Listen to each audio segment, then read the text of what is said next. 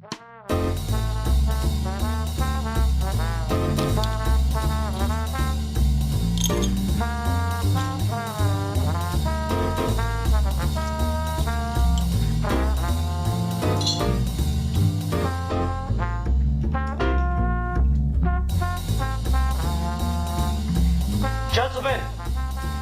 the time has come once again to discuss things.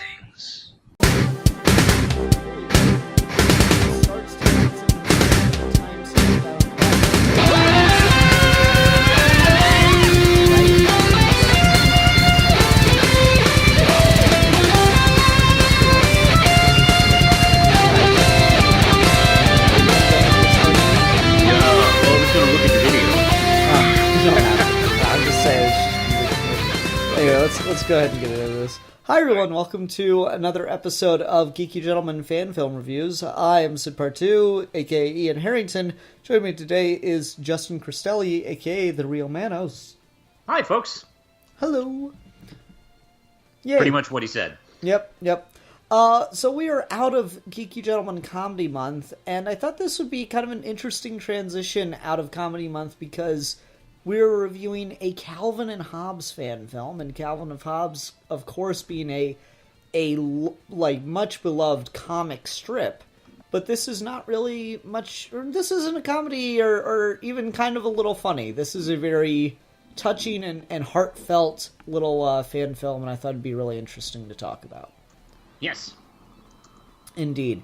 So I guess the best place to start with this is talk about connection to Calvin and Hobbes, because I don't want to front and act like I'm a huge Calvin and Hobbes fan or that it was a huge part of my childhood. I read some Calvin and Hobbes growing up. I came to it kind of late, I think 7th grade or something like that. Do you have much of a connection to it? I came in later. I was in mid-20s. Oh, okay. All right. And I had I don't know, about around the early 90s, they started publishing their trade collections of them, and I bought a couple, and I still have them, and I rather enjoyed them quite a bit. They were really funny. They were the humor had a nice kind of energy to it. Really smart, and I really enjoyed the art style, and I liked how crazy it got. He kept on playing around with what you could do with a newspaper strip. You did. Watterson, big innovator. And I agree with you, Manos. I really like the art style that he brought to it, and it's got a great energy and a great, really, I think wholesome's the right word. It's just, there's nothing dirty, there's nothing, that only kids could enjoy because it's crass, and there's nothing superior for only adults will get it. It's a very wholesome kind of sense of humor and just general tone to it, and so I can really see why so many people latched on and just absolutely love this comic strip and this franchise.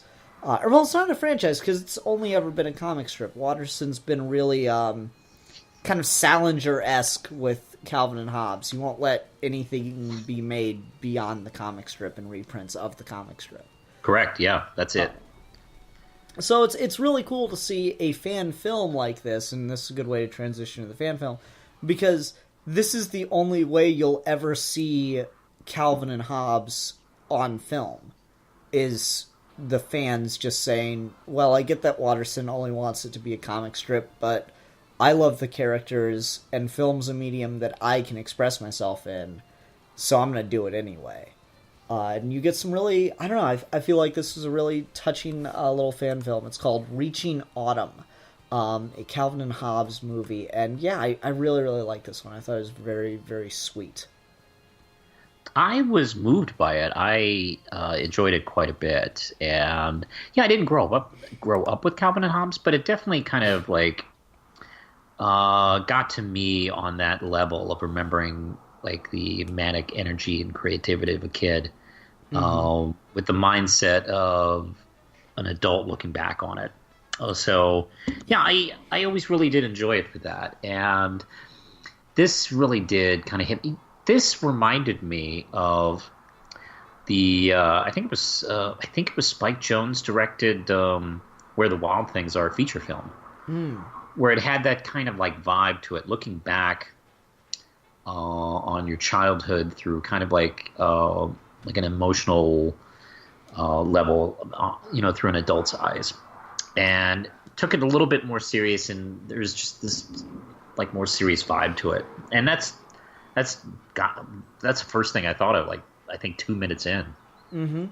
It is. It's really good, and I like the way that it deals with this perception, I guess, that exists in I think a lot of Western cultures, but American culture in particular, of just grow up. There is this attitude of quit liking childish things, quit being nostalgic, just grow up, get a job, you hippie. I thought it was a really, really weird subversion to have Calvin be the one to have bought into that narrative. The line at the beginning of this, where Susie says, we're still young, and he says, we're not that young. Ooh, that is like really like that's it's so weird and such a strange juxtaposition to see Calvin, who, I always think of as that, like, little rambunctious kid. He's kind of, like, always stuck in that way. To see him as the guy who kind of grew up and lost that innocence somewhere along the way, and bought into the bullshit, is, like, this really, like... It's a very emotional turn, even though I don't have as big a connection to the franchise. And so I imagine the people that are like huge Calvin and Hobbes fans will see something like that, and they've got to really feel it even more. I would agree to that. That was actually a genius turn to start the film on and start the story on, kind of hinging on that. And it's actually kind of Susie that seems to kind of like ride him back from that way of thinking. And I think that's really clever. Because Calvin is one of those kind of characters, those kind of kid characters that has this real energized, mischievous, and creative bent to him, like Bart Simpson or Louise Belcher, and they are kind of representing childhood in that manner. It's totally believable too. Mm-hmm. That kind of kid would like grow up and grow up. Yeah, like he's wearing the tie. Oh, well, you got to look professional, and he like looks back on his childhood with disdain. That was like really, really interesting to see, because I see people say stuff kind of like that from time to time. Where they're like, "Oh yeah, kid stuff was so stupid. I'm so glad that I grew up." I'm like, man, your childhood must have sucked if that's the way you think of it. Like, I don't know how to react to that, to be honest. It's just, I feel such pity. I remember, this is a couple months back, but there was like I think he's a UFC fighter or something, and he gets on Twitter and spouts off, like, watching cartoons is pathetic. If you're a grown-ass man, no chick's gonna want to sleep with you, even if it's anime or Dragon Ball Z or something. It's pathetic. And then, like, Toei Animation replied to it with an image of Goku. It's like, these hands are rated E for everyone. And I just... I laugh my ass off at it. Because it's like, I find that mindset of cartoons are for kids and comics are for kids, being a kid is stupid and you're not a real man. That whole mindset, I find infinitely more immature than the dude that comes to work and is like, hey, I bought a toy.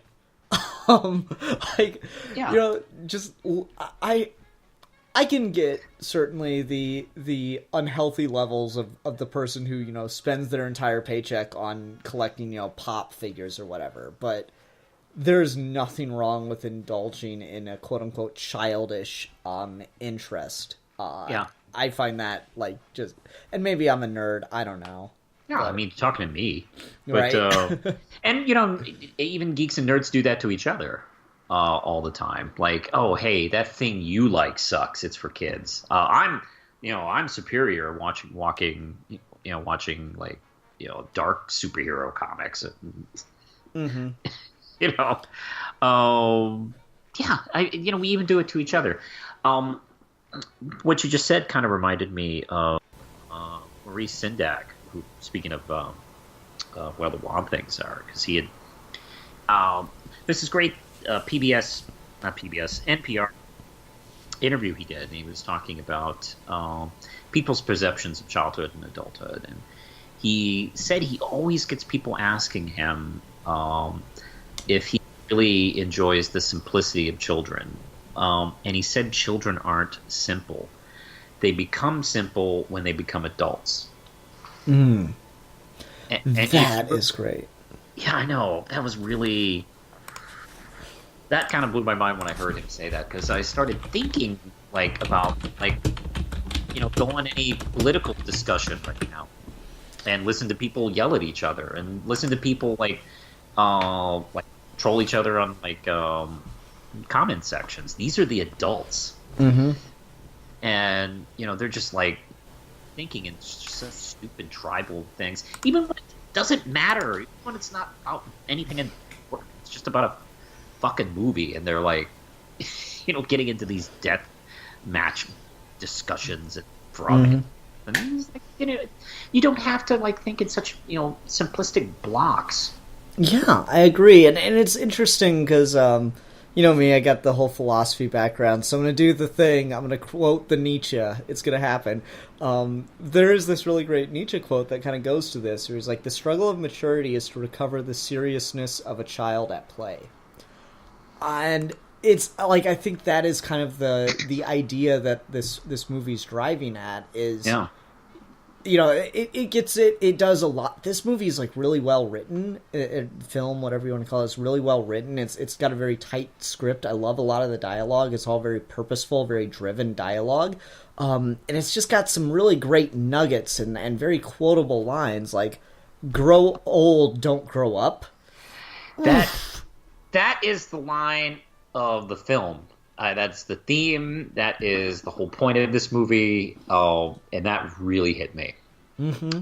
I've been thinking about that line all day. I actually watched the film first time this morning. And that's stuck with me the entire day, by the way. Yeah. It's a really touching, really beautiful film that gets to the heart of the idea of you can quote-unquote childish things and still be a mature person, and the mature thing is to recognize that. The immature thing is to try to push away that part of yourself and cut part of yourself off from the world because you're embarrassed by it, I guess. That's the thing, is it is an inherently toxic narrative to follow, right? Because it's about cutting off part of yourself, and it goes to the same idea of cutting off yourself emotionally because men aren't supposed to be emotional, or cutting off yourself, cutting off family members because you don't want to have those connections, kind of thing. It really gets a lot of these underlying ideas, and it just chooses to focus on this one particular subset of that kind of toxicity of cutting parts of yourself off because it's not proper. And I really, really appreciate that about it. It's very, very smart film. Yeah. I love not only just the dialogue, but the visual storytelling, because the conversation that he and Susie are having are intercut with what you think is something going on in his head, of him walking through the forest and he's seeing a kid that looks like him playing with Hobbes. Until we reach the end of the film where Susie walks up to him and you realize that no, he and Susie are now married and that's their kid, and he has kind of fulfilled the circle that she was talking about, helping their child, enjoy its childhood. Yeah, it's a really beautiful moment, and I don't know if you've seen these, but this is a really popular idea. I don't know if it's something Watterson seeded and other people and fans are just picking up and running with it, or if just a lot of people are kind of tuning into the same idea, because there are Calvin and Hobbes sequel comics that that circulate, and there's like a really, really good one that that I see bits and pieces of from time to time, where it's Calvin's the dad, Susie's the mom, and they have a little girl now, and the little girl's playing with Hobbes. I've heard of that. Yeah. I don't think I've seen them, but I've heard of that. I think I've heard of that on Twitter or Tumblr at one point. Yeah, I've seen those popping up every now and again, and those are really good. It's kind of tuning into the same idea of, like, not eternally living in your childhood, but moving on to adulthood and keeping a piece of it, like actually keeping that part of your life. And Yeah. this is an interesting thing, because childhood, we discussed this the month before Comedy Month and during the film The Road. Childhood's a privilege in a lot of ways that we don't seem to recognize, and we seem to scoff at and try to like move on past it.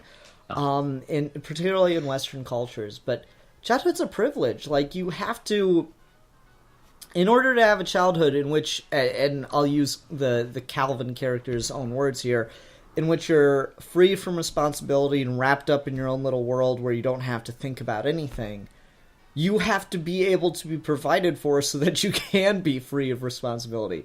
You know, let's not forget, it wasn't too long ago in this country that, you know, we didn't have child labor laws. The idea of getting to not have responsibilities, that's a relatively new concept, and a childhood is a very precious, very important thing, and it can help form you in such a way to make you a more compassionate and caring person, if you can hold on to it. And so, like, childhood's a privilege, and it's kind of even more wrong to try to throw childhood away once you recognize that it's a privilege. I hadn't thought of it in those terms. That's really good. Yeah, I mean, it's weird. Like, you know, you being a kid didn't, like, kids have always played around and done silly things. You know, if you look at like a lot of fables and stuff like Hansel and Gretel or the Rape of Persephone, those are stories that like serve a purpose to tell kids, don't go off into the fucking woods, otherwise you're gonna die. It's not because a witch is going to get you, or Satan's going to come up out of the ground and take you away to the underworld. It's because there's animals and shit, or you're going to get lost and not know how to get back, and we're not going to be able to find you, and you're going to fucking die. Like, it's a parent's way of protecting a kid through storytelling. So kids have always had, like, some level of naivety or whatever that the world's had to deal with, but like how long they gets to last, how long they get to be safe in that, and like that's kind of the purpose of those stories, is because the people telling them knew that those kind of thoughts, that kind of attitude had to be taken away, because you can't live that way in the world for long. And this is kind of tangential, and I don't want to go into it too much more, but that's kind of like my thinking towards why childhood's a privilege, is because the world doesn't let it be unless we structure a society in a way to let it be. And it's really cool that way. That's actually a good point. And it also kind of shows how far we were able to come in as a society. Yeah, I agree. So I want to get back to more of the film itself, though, and definitely talk about the acting and the way it's shot. Do you have a preference for which way to go first? I suppose we can talk about. Let's go into the way it was shot. I talked, so we can go into that.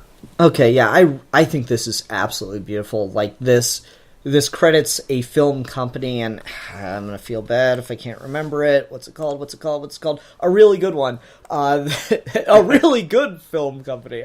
No, it credits themselves as a film company, and it is absolutely evident. Like, this is really, really beautifully shot. The fucking lens flare, man. Ooh, it's beautiful. Yeah, looks really good. Yeah. This, like, the pacing of it, and I don't know, the acting and the way it's shot. I mean, it almost reminds me of, like, you know, something influenced by Christopher Nolan. Yeah, Nolan's feels like he's got a presence here with the kind of non-linear, like, flashes kind of storytelling. Yeah, there's something about Nolan, the way I really respect that he's able to tell a linear story in a series of scenes that really aren't linear in and of themselves, the way they connect to each other. But when you put them in like this order that he's trying to tell the story, it does feel linear, and I'm always impressed by that. And there's a little bit of that in this. Yeah, and like what I like about this in particular, and Nolan's done it too, but this is doing it really well, is it's telling two stories simultaneously, wherein the thematics are connected beneath them, and one story is told traditionally the way we tell story on film, with visual matched with dialogue and music and score and everything, but one's just telling the story visually, and that's really impressive. Like, all of the stuff that you pick up about Susie and Calvin now having a child together, that Calvin's like watching and guiding that child through their own childhood, all of that you just pick up based on the visuals of what you're seeing in those scenes and the thematic implications of the other scenes. Yeah. So you can almost split this into two movies, and you could watch the forest stuff with, like, after the conversation in the coffee shop stuff, and it'll still function, but nowhere near as well as blending them together like this. So it's really well edited and just beautifully shot. Again, the way the light's coming through the trees, everything. Oh, it's great direction of photography there. Yeah. Yeah, I don't know. I really like that. I'm kind of curious about the title, particularly in connection to the setting of him walking through the woods, because obviously Calvin and Hobbes has a lot of association with the seasons. And the autumn, there's all the stuff about, like, leaves, and there's the running gag of Calvin, like, working to rake a big pile of leaves, and then Hobbes would come and tackle him into it or whatever. Yeah. So I'm really wondering if you got any thoughts on the choice of title here. I think you almost explained it right there. It is kind of a running theme in his series, and it also, is often used as kind of a symbol of growing older and becoming a grown up, or at least kind of changing in a way where your life is developing. And so I thought that was kind of a pretty fitting title choice. Yeah, I like that too. And I hadn't thought about the tiger thing, the tackling thing, but and this is where I begin to wonder if I'm just in pure speculation mode, so feel free to shut me down. But so, like, the piles of leaves would be like the one thing Calvin would actually be doing that was kind of productive for his family. And then there's, like, the meta context of course Hobbes never actually tackled Calvin because Hobbes was just a stuffed animal, so it was always Calvin throwing himself into the leaves. So, like, I don't know, there's kind of this interesting meta thing where Calvin, the adult in this film, is trying to do serious work and everything, and he's kind of abandoned that Hobbes side of him, that wild imagination that would lead him to throwing himself back into a pile of leaves that he just raked up. I think maybe I'm being too speculative, maybe I'm getting too meta there, but I think there might be something to that. We little much, but that's cool. You know what, Manos? I'm sticking to it. You can. It's totally cool. Oh, man. All right, let's go ahead and talk about the actors. So we only got really the two, unless you want to count the kid, who's just kind of being a kid on film. And yeah, I would really just count the two lead actors on this. The film is focused on them. The kid almost counts as like a featured extra. So I would really, just talk about the actors playing Calvin and Susie. I didn't catch their names, but it is very apparent that they are professional actors because they were able to take this material and not go too big with it, and had it nice and subtle and very realistic and natural. without coming off too stale. Mm-hmm. And we've done a bunch of these fan films, and you can tell like who are actors and who are people who look the part. Mm-hmm. And these guys really do. I thought their interplay was really good. Yeah. I just thought it was really nice and subtle. Yeah, I agree. It's got a really cool dynamic. They have fun with each other. What was really impressive is the guy playing Calvin managed to sell stuff that, like, just seems really hard. Some of the subtleties, like when she's talking about monkey brain soup, and he goes, it's pea soup, right? Like he actually looks like he doesn't remember, and that he has that moment of recall as she tells him to think about it. Yeah. That it's a really hard thing to do acting wise, to get those really subtle little like facial expressions and stuff like that, and he pulls it off really well when he's being reflective and stuff. That comes together pretty nicely, and it's a lot of the subtleties of acting with some pretty minimalist dialogue here. So he's able to. Yeah, nothing's really. Nothing is really too like overstated or anything like that. You can kind of see him thinking, which I always enjoy that in the performance. Yeah, and he's not. No one's chewing on scenery or anything. And then I really like the. There's a lot to be said for the physical acting here. I really like the lady that's playing Susie. She just like when she gets out her adult coloring book, and then right at the end when she goes and tackles the kid to start playing with him. Yeah. That's a really sweet, really fun moment. It looks like there's a real genuine connection between all three of them in that scene. I really, really liked it. So she does a lot there that just looks like, I mean, it's certainly probably not the hardest thing to go have fun playing with a child, but she looks like she's actually having fun playing with that child. Yeah. Oh man. So that all's really good. I think before we go on to ratings, my only other thing that I want to make sure I mention is that is a really, really good Hobbes doll, which, again, they don't make those because Watterson doesn't want to sell the rights to anything. Yeah. I get why he doesn't want to, like with the Peanuts, have Calvin selling you life insurance. But there's never been an excuse why a kid cannot go get a Hobbes tiger. That is just absolutely inexcusable to me. Yeah, I would agree to that. I don't agree with the extremes he takes this method, because you know what, he's alive, so he can put the kibosh on them selling insurance or gas or whatever the fuck he's afraid they might do. I don't know. I don't know if he has anything in his will about the rights getting loosened or tightened. Because I know Orson Welles had a pretty strict writer that he didn't want, like, Citizen Kane really mucked with even after his death. So I don't know if he has anything in mind for that. I don't know if he's that forward-thinking. It would be terrible, because, you know what, it'd be nice for future generations to really kind of enjoy this. And, I see people have to make their own dolls and their own merchandise. And I mean, that's certainly a level of expression and immersion within itself, but at the same time, you kind of feel bad for the kid that can't just get one, Yeah. So, I don't know, that's a completely separate discussion.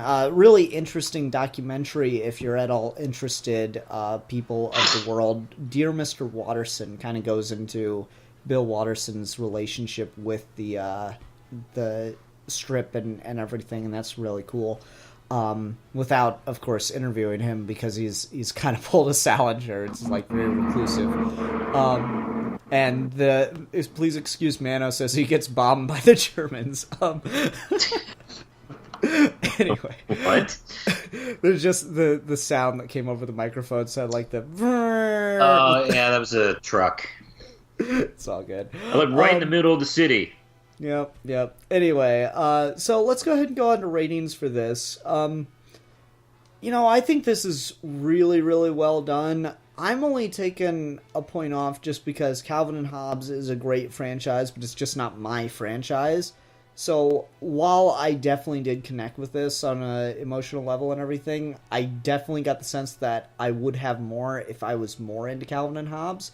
So just because it didn't connect for me quite as much as I would think it would for others, I'm going to give it a 4 out of 5 monkey brain soups.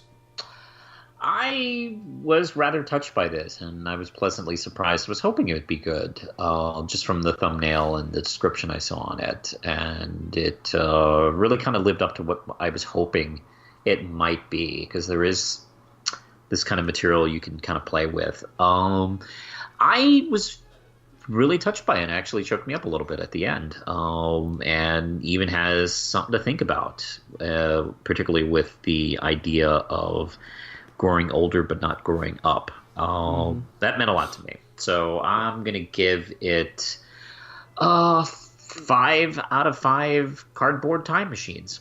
Nice. Okay, Manos, what will we be talking about next time? I don't know. I was looking I didn't realize we would have... Oh, yeah, that's right. I didn't really have anything planned. Let's see. What were you going to pick? I didn't have anything off the top of my head, but give me just a sec, because someone requested that we talk about their Spider-Man fan film, if you want to do that. Done. Let's talk about it. All right, let me get the name for it real quick, I have chosen it. Yeah, you have chosen it. It's from Genius Films, and it is called, you just heard a little bit of the audio of it, The Web of Spider-Man, The Prologue, a Marvel fan series, about a half an hour long. So we'll be talking about that next time. How's that sound? It sounds great. I'm glad I picked it. Good on you, Manos. Good on you. You have impeccable taste, sir. You are a scholar and a gentleman. Thank you. Thank you. Yeah. All right, everyone, thanks very much for watching. Until next time, I'm the Philosopher. And I'm the realist. And we are your geeky gentlemen, and we will be discussing things.